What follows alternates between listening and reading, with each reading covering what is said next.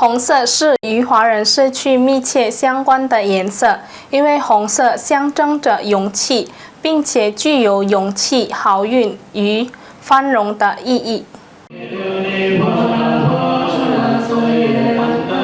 每种颜色对不同的社会都有其独特的意义，但对于华人社会而言，红色始终是一个特别的颜色，常用于家具装饰、服装乃至宗教场所的装饰。苏南百家姓协会主席Johnny Gusma表示，红色象征着华人社会的勇气。此外，红色还具有勇敢、幸运和繁荣的意义。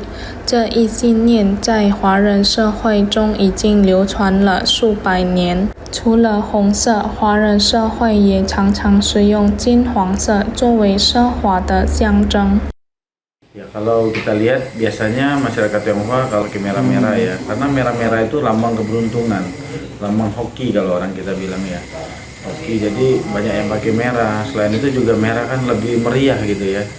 Kalau untuk pengusaha ya merah itu berani gitu kan, ya berani ambil resiko ya dengan terukur juga ya.